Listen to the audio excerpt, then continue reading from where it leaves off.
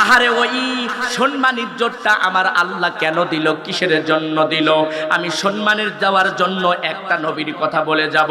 এ মুসলমান ভাইরা, যার নামটা হলো খাত্তাবের সন্তান হযরত ওমর। আল্লাহু আকবার বলেন। ওয়ার্দুল জাহানের খলিফা ছিলেন। কথা বলেন। ওয়ার্দুল জাহানের খলিফা ছিলেন। কেমন নেতা ছিলেন, কেমন নেতা ছিলেন, কেমন নেতা ছিলেন। বাজানরে আমার এই নেতাটা সুন্দর করে বাজানরে চিন্তা করলেন, আমার অর্ধ জাহানের আমি একজন খলিফা, দেখি আসলে কার ঘরেতে খাবার আছে, কেমন করে সে চলাফেরা করে, কেমন করে সে দিনদারওয়ালা হয়েছে, নাকি আমার এই রাজ্যের মধ্যে আমি ভালো মতে শাসক হিসাবে গ্রহণ হয়েছি কিনা। সুন্দর করে ঘরের পাশে দাঁড়াইয়া দেখে মা আর কন্যা। আহারে মা আর কন্যা দুইজন মিলে একইভাবে কথা বলে। মা ডাকটা বলে, কন্যা সন্তান, এই দুটির মধ্যে পানি মিশাইয়া দাও, রাতের অন্ধকারে কেউ দেখবে না। এবার কন্যা সন্তান বলে, এটা অর্ধজাহানের খলিফা হযরত ওমর রাদিয়াল্লাহু তাআলা আনহুর জামানায়। বাজানরে আমার কন্যা ডাকটা বলে, মা না না না, যদি তুমি দুধের মধ্যে পানি মিশাও, তাহলে যদি হযরত ওমর জানতে পারে, তাহলে আমাদের গর্দান থাকবে না, গর্দান থাকবে না। মা জননী ডাকতে বলে, কন্যা সন্তান রে, এই রাতের অন্ধকারে কেমন করে দেখবে? কন্যা ডাকতে বলে, হয়তো হয়তো ওমর জানলো না, কিন্তু যিনি আসমানের মালিক, জমিনের মালিক, আপনার মালিক, আমার মালিক, ওই মালিকের চক্ষু ফাঁকি দেওয়া যাবে না। ইমানটা কত বড় তাজা, ইমানটা কত বড় তাজা। এ দৌকুলার বাজান্না যুবক ভাইরা, ইমানটা কত তাজা। ইমান দুই প্রকার, একটা হলো মুখের ইমান, আর একটা হলো অন্তরের ইমান। মুখের ইমানটা বিক্রয় হয়ে যায়, অন্তরের ইমান বিক্রয় হয় না। অনেক সময় টাকার কাছে মানুষ বিক্রয় হয়ে যায়। কথা বলেন ঠিক কিনা? বাজান দেওয়ার তো জাহানের খলিফা ইতিহাসটা দেখলেন। ইতিহাসটা দেখিয়া রাতের অন্ধকার থেকে সুন্দর করে কামরাত থেকে চলে যাইতেছেন। বলে, না, আমার রাজ্যের মধ্যে আল্লাহ পাকের ভয় ঢুকে গেছে, আমার রাজ্যের মধ্যে নিশ্চয় আমি ভালো মতে শাসন চালাইতে পেরেছি। হযরত ওমর হাঁটি হাঁটি পা পা করে যাচ্ছে, দেখে একটা ঘরে এরকম ভাবে অশ্লীল গান গায়। অশ্লীল গান বোঝেন না? অশ্লীল গান গায়। আরে গানের অর্থ এরম ধরনের এসেছে, একা একা কেন ভালো লাগে না, আমার কি হতে কি হয়ে গেল, একা একা কেন ভালো লাগে না।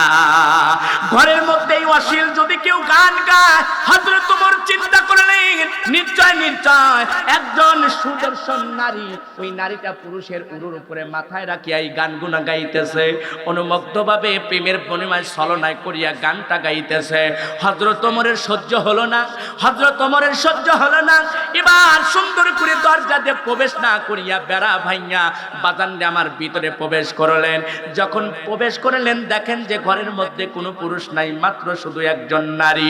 সুন্দর করে সাজগুজু করিয়া এই গানগুনা যখন গাইতেছে, হযরত ওমর রাগান্বিত হয়ে গেল।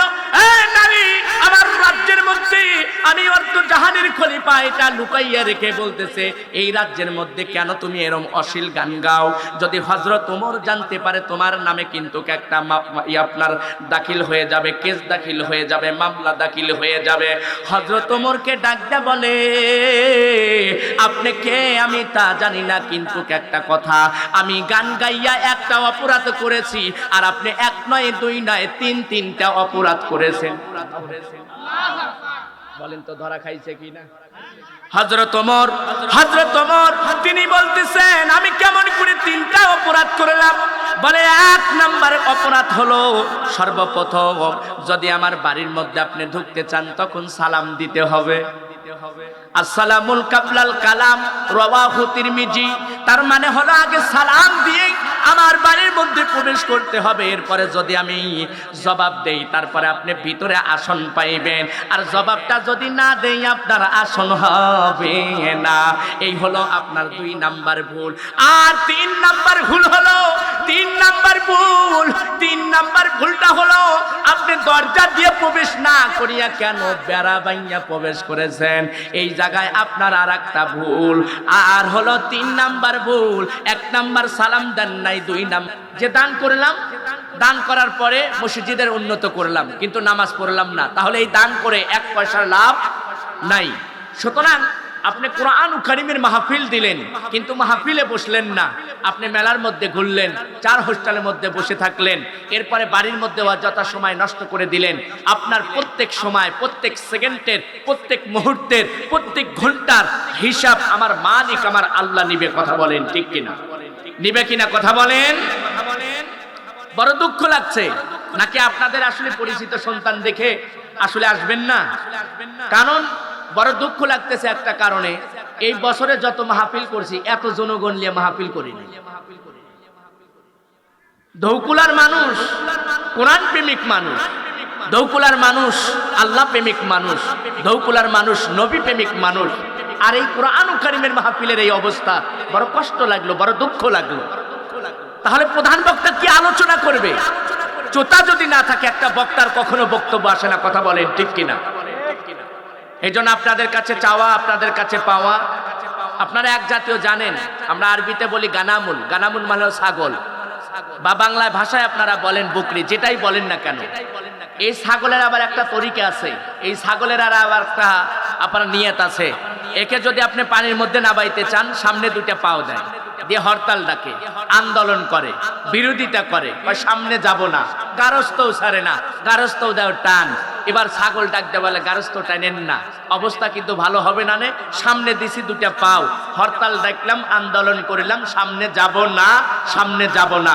তবে আমার আশা জাগে যে এই ধৌকুলা গ্রামের এরম মানুষ নাই যে ছাগলের মতন খেটামার্কা মানুষ, এরা 4 হোস্টেলের মধ্যে বসে থাকবে, দোকানপাটে থাকবে, বাড়ির মধ্যে থাকবে, এই ধরনের মানুষ মনে হয় এই এলাকায় নাই। এই জন্য আপনাদেরকে আমি 5টা মিনিট সময় দিচ্ছি দাদা ভাই, মেহেরবানি করে কোরআন কারীমের মাহফিলে বসে আপনারা কোরআন কারীমের মাহফিলের ইজ্জত সম্মান বজায় রাখেন। এই আল্লাহ পাকের এই কোরআন কারীমটা কাল কিয়ামতের ময়দানে অবশ্যই কিন্তু শাফায়াত করতে পারে, এবং এই কালামুল্লাহ এই কোরআন কারীমের মাহফিলটা অবশ্যই নাজাতের জন্য জরিয়াও করে দিতে পারে। কথা বলেন ঠিক কিনা? আমি আপনি মনে করতেছি ছোট মাহফিল, এটা কেমন না, অগণিত রহমতের ফেরেশতা আল্লাহ পাক দিয়ে সাজিয়েছেন। জোরে বলেন সুবহানাল্লাহ। আমার চোখ নাই, আপনার চোখ নাই, তাই দেখতে পারি না। এই জন্য আপনাদের কাছে আমার আকুল আবেদন, মেহেরবানি করে আপনারা চলে আসেন, আমি আলোচনা শুরু করে দেব। আমার ভাই, আমি যে আলোচনাটা শুরু করেছিলাম যে আমাদের প্রভু এক, আমি ইসলামিক গানে বলেছিলাম আমাদের প্রভু এক, নবীর উম্মত। আমি বলেছিলাম আমাদের প্রভু এক, নবীর উম্মত, জীবন বিধান ওই শিবানী কোরআন। কথা বলেন ঠিক কিনা? বন্ধুগণ আমার, বাজান আমার লক্ষ্য করেন, খেয়াল করেন, তাহলে আমাদের প্রভু এক, মালিক এক। যে মালিক ডকুমেন্টটা দিয়ে কোরআন কারীমের ভিতরে জানিয়ে দেয় মালিক ইয়াউমিদ্দিন। আল্লাহু আকবার বলেন। আল্লাহ বলে আমি প্রতি দিবসের মালিক, আমি রব, আমি আল্লাহ প্রতি দিবসের মালিক, আমি খালিক, আমি বিচার করে নেওয়ালা মালিক। এবার আপনাদের জবান দিয়ে বলেন, পৃথিবীর কোন মানুষের মতন বিচার করবেন না আমার আল্লাহ। আমার আল্লাহ যে সিংহাসনের মধ্যে বসবেন, আরবিতে ওই সিংহাসনের নামটা থাকবে হলো কুরসি। বাংলায় যেটাকে আপনারা বলেন কেদারা, ইংরেজিতে বলেন হলো চেয়ার। যে চেয়ারটার মধ্যে আসনটা আমার মালিক আমার রব বসবেন। ওই রব যত বড়, আল্লাহ পাকের তত বড় হুকুম। আল্লাহ যত বড়, আল্লাহর হুকুম তত বড়। কথা বলেন ঠিক কিনা? আমি আপনি চিন্তা করলাম, শান্তি যদি পেতে চাই, এ দৌকলার বাজানটা ভালো করে শুনে রাখো, শান্তি যদি খুঁজে পেতে চাই, একজন হিন্দু কালীকে পূজা করে শান্তি পাওয়ার জন্য, একজন হিন্দু দেবতাকে পূজা করে শান্তি পাওয়ার জন্য, একজন হিন্দু নিত্যকে পূজা করে একমাত্র শান্তি পাওয়ার জন্য, একজন হিন্দু দেবকে আপনার পূজা করে একমাত্র মহাদেবকে পূজা করে শান্তি পাওয়ার জন্য, আর মুসলমান শান্তি পাওয়ার জন্য আল্লাহর ঘর মসজিদে যাইয়া ইক্তেদা লাগায়। মসজিদ শব্দের অর্থ হলো সিজদার স্থান।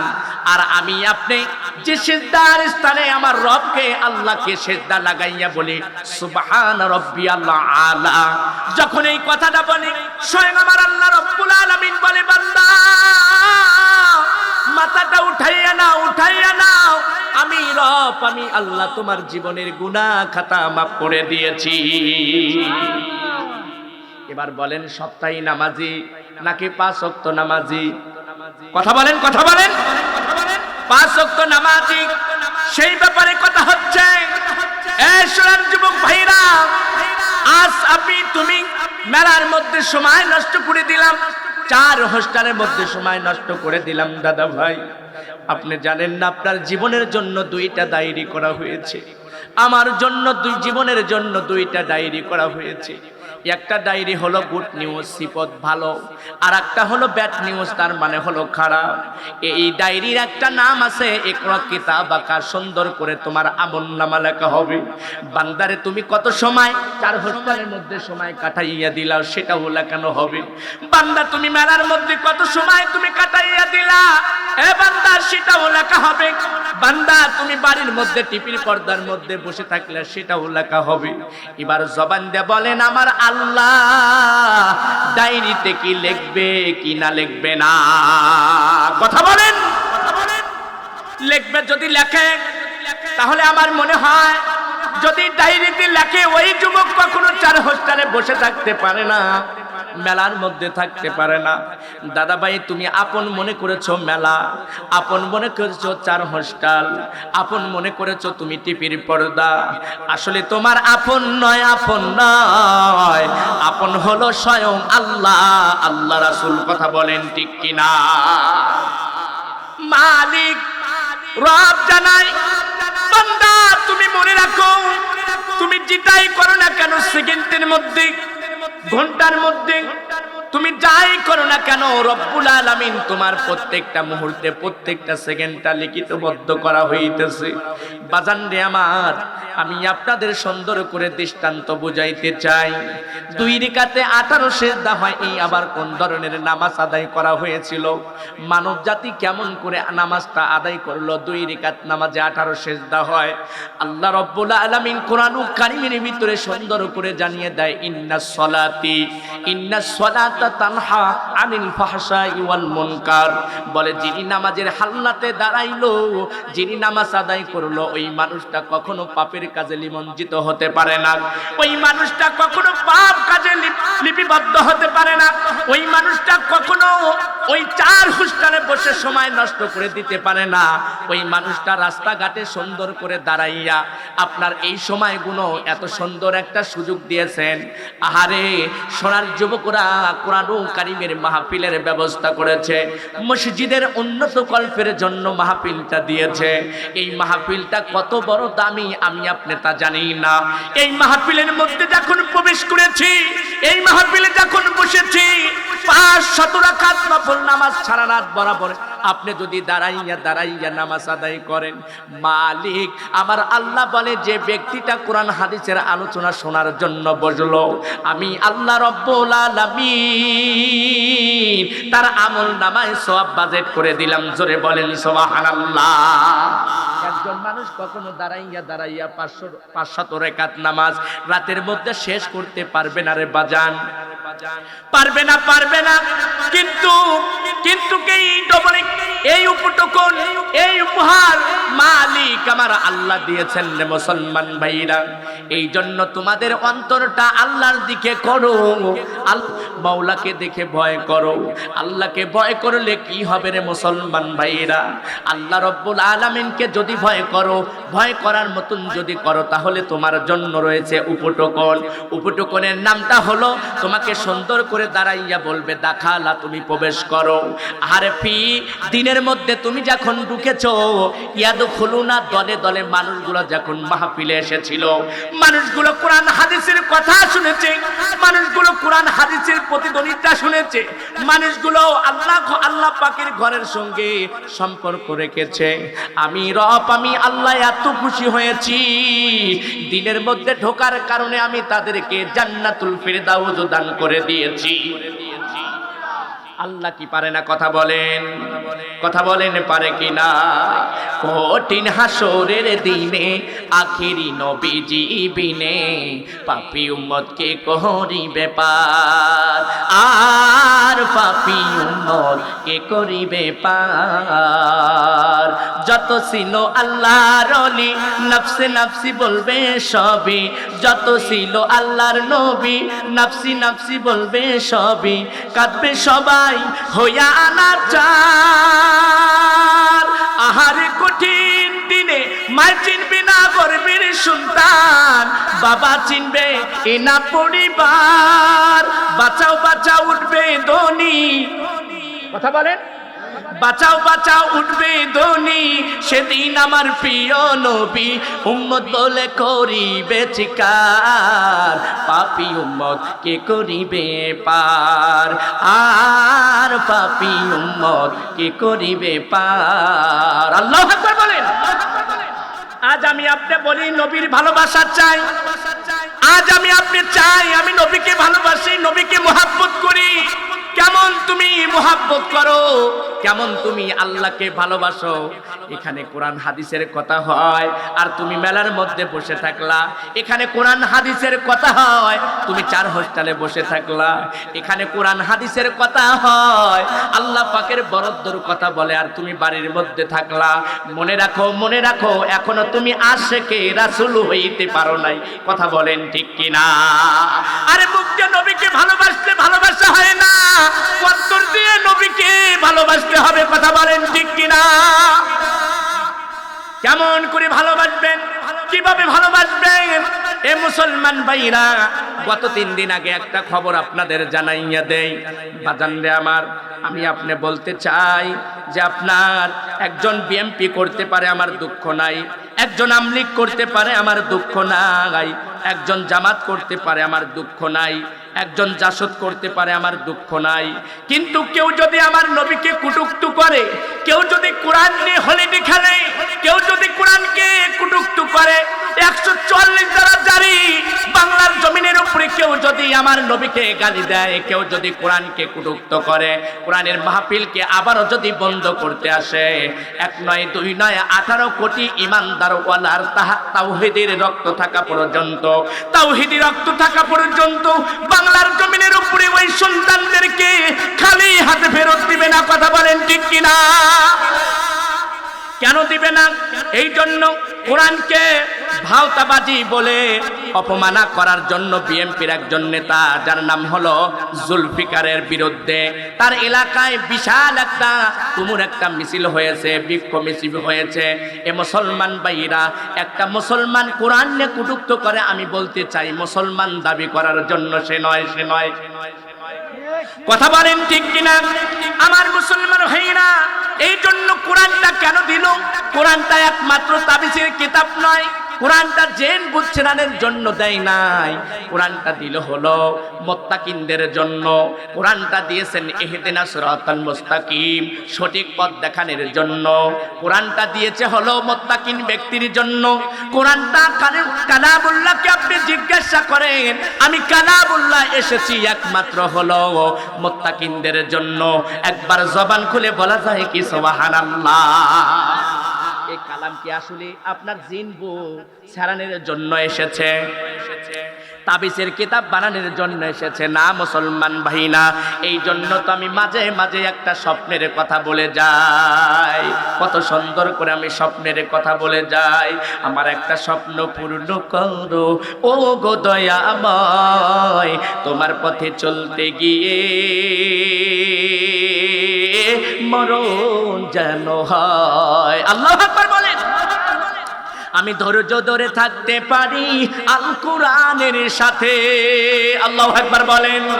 আমায় ধৈর্য দিও, সাহস দিও ওগো দয়াময়, আমায় ধৈর্য দিও, সাহস দিও ওগো দয়াময়, তোমার পথে চলতে গিয়ে মরণ যেন হয়। আল্লাহু আকবার। মরণ যদি ইমানের মরণ হয়, মরণ যদি কোরআনের সৈনিক হইয়া মরতে পারো, মরণ যদি কোরআনের বন্ধু হইয়া মরতে পারো, মরতে যদি হয় কোরআনের আন্দোলন করিয়া মরো, তাহলে এই কোরআনটা মাথার কাছে সাক্ষী লাগাইবে। কথা বলেন, কোরআনটা সাক্ষী লাগাইবে, বলে বন্ধু আমার কোরআনের বন্ধু ছিল, বন্ধু আমার কোরআনের বন্ধু ছিল, যার কারণে এত দামি হয়ে গেছে। বাজানরে আমি আপনাদেরকে একটা দৃষ্টান্ত বুঝাইয়া দেব। হযরত ওমর রাদিয়াল্লাহু তাআলা আনহু, আহারে তার রাজ্যের মধ্যে চিন্তা করলেন আমি অর্ধজাহানের খলিফা, দুনিয়ার উপরে আপনার পরামানিক থাকে, মেম্বারও থাকে, চেয়ারম্যান থাকে, এমপি থাকে। কথা বলেন আছে কিনা? সমাজের মধ্যে, গ্রামের মধ্যে, উপজেলায়, জেলায় এক একজন এক এক ধরনের নেতা থাকে, কিন্তু কেমন একটা নেতার কথা বলছি এ মুসলমান ভাইরা, সব থেকে বড় একটা নেতা, সেই নেতার ডকুমেন্টটা কোরআন কারীমের ভিতরে দিয়েছে। বাজান রে আমার, সেই নেতাটা হলো আখিরি নবী, মদিনাওয়ালা, খাতাবান নবীন। আমার নবীর পরে কোনো নবী আসবেন না, আমার নবীর পরে কোনো নবী আসবেন না। আমার নবীর জন্য ডকুমেন্টটা শুধু সাহাবায়ে ইকরাম দেন নাই, তাবিন দেন নাই, খোলাফায়ে রাশিদিন আশারি মুবাশশিরি দেন নাই, বড় পীর আব্দুল কাদের জিলানী রাহমাতুল্লাহ আলাইহি তিনিও দেন নাই, স্বয়ং আল্লাহ রব্বুল আলামিন আসমানের মালিক, জমিনের মালিক দিয়েছে। আপনি দরজা দিয়ে প্রবেশ করেন নাই, 3 নাম্বার আপনি বেড়া ভাঙিয়া ঢুকেছেন। আর আমার এই যে গান, আমি যে গান গাইতেছি, এর জন্য হলো হযরত ওমর দায়, ওমর দায়। আল্লাহু আকবার বলে। কেমন বিচার করেছেন এ যুবক ভাইরা, মেলা তোমাদের যদি ভালো লাগে তাহলে এই কথাগুলো তোমরা শুনে যাও। আর কেমন করে তার জীবনটা পরিচালনা করেছে হযরত ওমর, সুন্দর করে ডাক দিয়ে বলতেছে, তখন কন্যা সন্তান না বলে বলতেছে, মা বলো আমি কেমন করে অপরাধ করলাম? বলে 1 নাম্বার, কেন আপনি বেড়া ভেঙে ভিতরে প্রবেশ করলেন? 1 নাম্বার হলো দায়। 2 নাম্বার, কেন আপনি দরজা দিয়ে প্রবেশ করলেন না? 3 নাম্বার, কেন আপনি সালাম দিলেন না? 4 নাম্বার হলো এই যে আমি উত্তেজনায় একটা গান গাইছি, একা একা কেন ভালো লাগে না? আমার কি হতে কি হয়ে গেল? এর জন্য হযরত ওমর দায়, ওমর দায়। এবার ডাকটা বলে, মা, ওগো মা, বলো বলো বলো, কেন কেন দায় হযরত ওমর কিসের জন্য? বলে আমার যখন বিবাহ হয়েছে, আমি বাসর ঘরে ঢুকবো, তখনই হযরত ওমর জারি করে দিলেন ও যুদ্ধের ময়দানে চলে যেতে হবে। আমার স্বামী চলে গিয়েছে, আমার স্বামী সুন্দর করে সাদ ইবনে আব্দুল্লাহ যুদ্ধের ময়দানে চলে গেছে। 1 নয় 2 নয়, আমি খবর পাই 2 মাস বাদে আমার স্বামী আইতেছে। আমি সুন্দর করে সাজুগুজু করিয়া ঘরের মধ্যে আমি তার জন্য প্রস্তুতি হই। এরপরে আবার খবর লাগায়, আবার 2 মাস পরে আমার স্বামী যুদ্ধের ময়দান থেকে আমার বাড়িতে আসতেছে। আমি সুন্দর করে আবার পরিপাটি হইয়া আমি সাজুগুজু করিয়া আমার স্বামীর জন্য আমি ওয়েট করি, আমার স্বামীর জন্য দাঁড়াইয়া থাকি। কিন্তু মাসও চলে যায়, আর 1 মাসও চলে যায়, 2 মাস চলে যায়, আমার স্বামী আসে না, ঘরে আসে না। এরপরে আবার 2টা মাস আমি অপেক্ষায় করি, কে যেন খবর লাগায় যুদ্ধের ময়দান থেকে আবার আরেকটা যুদ্ধের ময়দানে হযরত ওমর দিয়ে দিয়েছে। আবার মনে মনে চিন্তা করি, সেই যুদ্ধের ময়দান থেকে আমার স্বামী আবার আমার বাড়িতে আসবে। বাজানরে আমার এই চিন্তা ফিকির করার কারণে এই নারীটা বলে, আমি সুন্দর করে সাজুগুজু করে আমার স্বামীর জন্য। দেখতে দেখতে 1 নয় 2 নয়, 1টা বছর কেটে গেছে। আপনি কে জানেন না, জানেন না, আমি সকাল বেলায় আপনার নামে হযরত ওমরের কাছে বিচার দাখিল করে দেব। আল্লাহু আকবার বলেন। হযরত ওমর থেমে গেলেন। মারহাবা বলেন। হযরত ওমর থেমে গেলেন, চিন্তা করলেন, আমার রাজ্যের মধ্যে এত বড় একটা বেদি রয়েছে, আমি তো তা জানি না। বাজানরে আমার হযরত ওমর, খাত্তাবের সন্তান হযরত ওমর রাদিয়াল্লাহু তাআলা আনহু সুন্দর করে তার কন্যা সন্তানের কাছে গেলেন, যার নামটা হলো হাফসা। যাইয়া ডাকতে বলতেছে, মা, ওগো মা, তুমি বলো না, বলো না, একজন নারী স্বামীকে রেখে কয়দিন পর্যন্ত থাকতে পারে, কতদিন পর্যন্ত থাকতে পারে? ডাকতে বলে, আব্বা গো, একজন নারী স্বামী ছাড়া 4 মাস পর্যন্ত থাকতে পারে, এর চেয়ে বেশি থাকা হবে না। হযরত ওমর তখন ঘুমতে গেলেন, দাঁড়িয়ে ডাকতে মালিককে বলে, মালিক একটা বছর পার হয়ে গেছে, একটা বছর পার হয়ে গেছে, ওই নারীর স্বামীটা আহারে সুন্দর করে বিবাহ পড়াইয়া বাসর ঘরে ঢুকবে, তখনই এরম ভাবে যুদ্ধের ময়দানে গিয়েছে। আমার সহ্য হয় না, সহ্য হয় না। বাজান যে আমার খবরটা লাগাইয়া দিলেন যে সাদ ইবনে আব্দুল্লাহকে পাঠাইয়া দাও, যুদ্ধের ময়দান থেকে বাড়িতে চলে আসবে। এবার স্বামী সুন্দর করে বাড়িতে বলতেছে, পানের স্বামী গো, আমি একজনের নামে বিচার দাখিল করব, চলেন যাই, চলেন যাই। বলে কার জন্য তুমি বিচার দাখিল করবা, কার জন্য মামলা দিবা, কার জন্য তুমি এরকম ভাবে বাদী হইবা? বলে আমার ঘরের মধ্যে একটা যুবক এসেছিল, যুবকটা দরজা দিয়ে প্রবেশ করেন নাই, বেড়া ভাঙিয়া প্রবেশ করেছে, কিন্তু যুবক আমার সঙ্গে খারাপ ব্যবহার করে নাই। আমি ওই যুবকের সঙ্গে, আমি ওই যুবকের জন্য, আমি ওই মানুষের জন্য আমি একটা বিচার দাখিল করে দেব, মামলা করে দেব।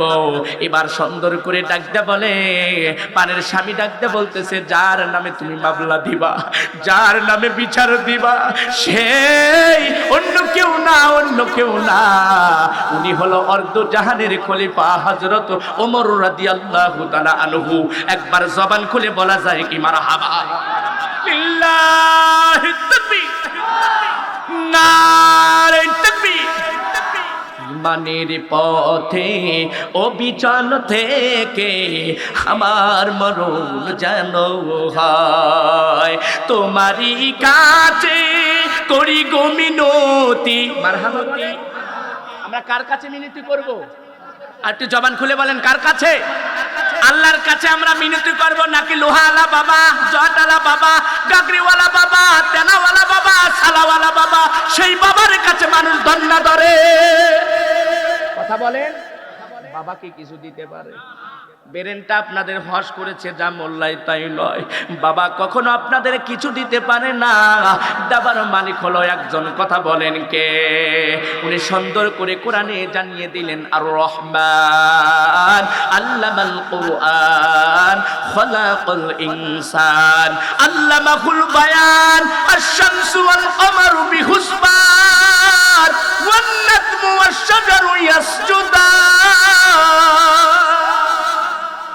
সেই মালিক বলে, আমি করুণাময়, আমি দয়ালু, আমি করুণাময়, আমি বান্দাকে সৃষ্টি করেছি, আমি তাকে কোরআন শিক্ষা দিয়েছি, আমি ইনসানকে বানাইছি বড় মায়া করে, বড় দয়া করে।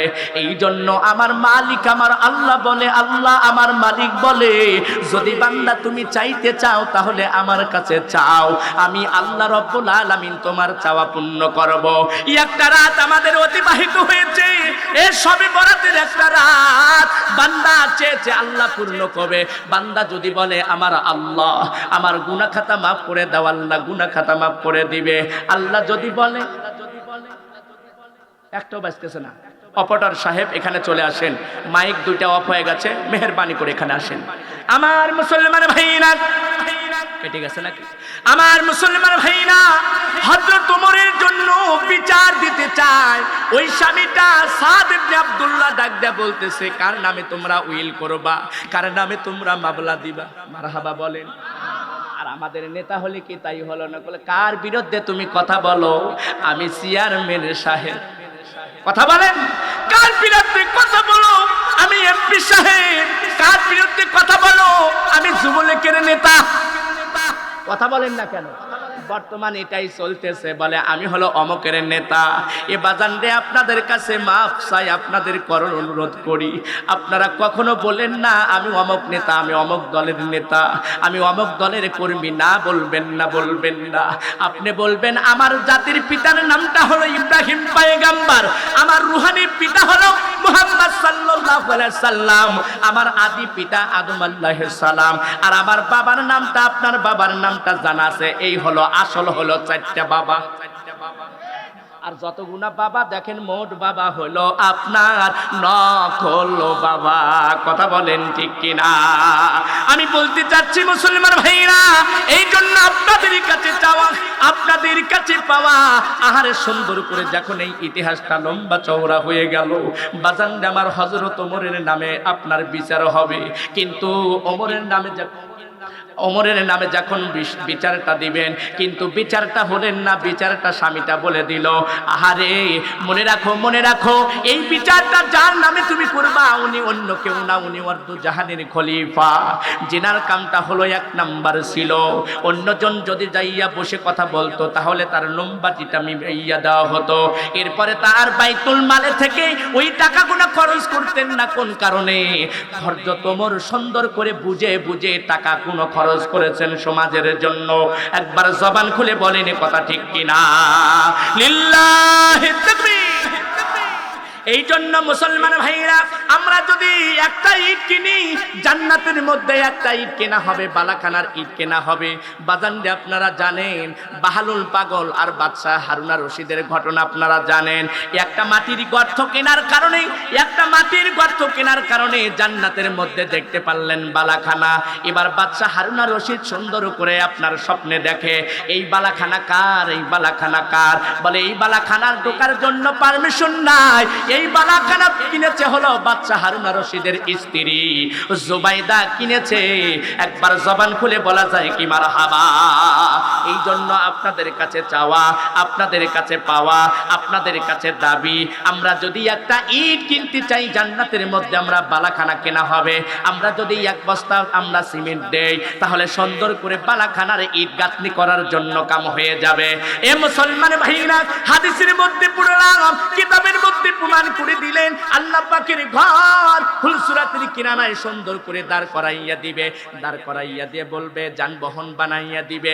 যানবাহন বানাইয়া বলবে যারা অর্থ দিয়েছিল, যারা টাকা দিয়েছিল, যারা পয়সা দিয়েছিল, যারা আল্লাহ পাকের ঘরের মধ্যে এরকম ভাবে কাজ করেছে, দাওয়াতি কাজ করেছে, এরপরে আপনার আবাদ করেছে, ওই মানুষদেরকে উঠাইয়া উঠাইয়া উঠাইয়া উঠাইয়া ফুলসুরাত পার হইয়া যাও। সুবহানাল্লাহ। আমরা চাই আল্লাহ পাকের ঘর আপনাদেরকে সুন্দর করে নিয়ে যাবে।